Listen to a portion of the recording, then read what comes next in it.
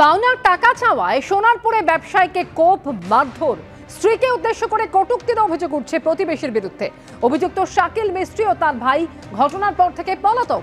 গুরুতর আহত অবস্থায় ব্যবসায়ী রামিজ হুসেন মোল্লা হাসপাতালে চিকিৎসাধীন। লেনদেন সংক্রান্ত গন্ডগোল নাকি অন্য কিছু, তার তদন্তে পুলিশ। গড়িয়ায় তৃণমূল কাউন্সিলরের অফিসে দুষ্কৃতী তাণ্ডব। রাজপুর সোনারপুর পুরসভার ১ নম্বর ওয়ার্ডের কাউন্সিলর তৃণমূল কাউন্সিলর পিন্টু দেবনাথ তার ৩ অনুগামী আহত হন এই দুষ্কৃতী হামলার ঘটনায়। তৃণমূল কাউন্সিলর যে ছবি দিয়েছেন আপনারা দেখতে পাচ্ছেন সেই মুহূর্তের ছবি। গড়িয়ায় তৃণমূল কাউন্সিলরের অফিসে দুষ্কৃতী হানা।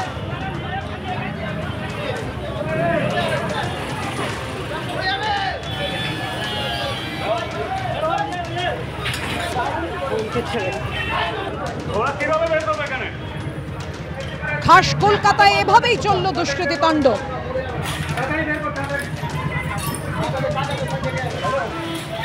তৃণমূল কাউন্সিলর পিন্টু দেবনাথ তিনি অভিযোগ করছেন, যারা একসময় তৃণমূলে ছিল, বিজেপি থেকে তারা তৃণমূলে যোগদান করেছিল, তারাই হামলা চালিয়েছে। এই হামলার সঙ্গে তারাই যুক্ত। ঘটনার পর মুহূর্তের ছবি আপনাদের সামনে রেখেছি, একেবারে ঘটনা ঘটার পরের মুহূর্তের ছবি।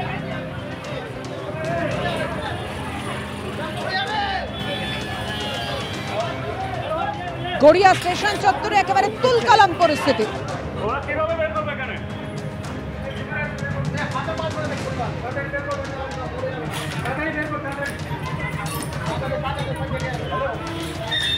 কথা বলবো, আমাদের সঙ্গে রয়েছেন আমাদের প্রতিনিধি হিন্দল দে। হিন্দল, বারবার তৃণমূলের এই গোষ্ঠীদ্বন্দ্ব সামনে চলে আসছে, এক্ষেত্রে তৃণমূল কাউন্সিলর পিন্টু দেবনাথ তিনি ঠিক কি অভিযোগ করছেন? এই দুষ্কৃতীরা কারা?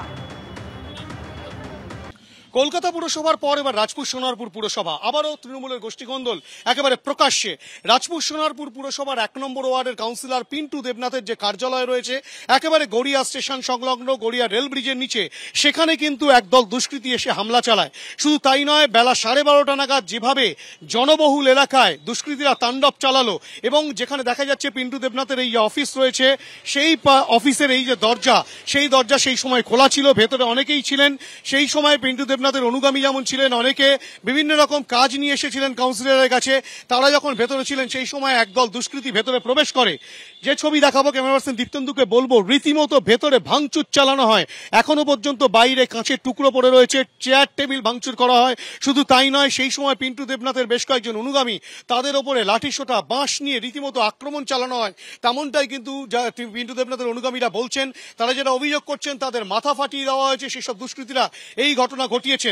এরই পরিপ্রেক্ষিতে রাজপুর সোনারপুর পুরসভার ১ নম্বর ওয়ার্ডের কাউন্সিলর পিন্টু দেবনাথের দাবি যে বেশ কয়েকজন দুষ্কৃতী যাদের নাম উঠে আসছে এই ঘটনার সঙ্গে, তারা কিন্তু বেশ কিছুদিন ধরেই এই কাউন্সিলর পিন্টু দেবনাথের কাছে কিন্তু অসামাজিক কার্যকলাপ চালানোর জন্য অনুমোদন চাইছিলেন।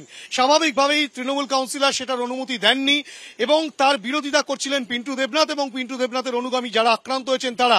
তেমনটাই পিন্টু দেবনাথের দাবি, অর্থাৎ কিনা কাউন্সিলর দাবি করছেন যে অসামাজিক কার্যকলাপের প্রতিবাদ করায় এবং তার অনুগামীরা তার প্রতিবাদ করায় এই হামলা বলে তার অনুমান। এবং এই যে অফিস রয়েছে, আরো একবার দেখাবো, এই অফিস সেই সময় খোলা ছিল এবং যেখানে দেখা যাচ্ছে ১ নম্বর ওয়ার্ড পৌরপিতার কার্যালয়, এই অফিস খোলা থাকা অবস্থায় দুষ্কৃতীরা ঢোকে।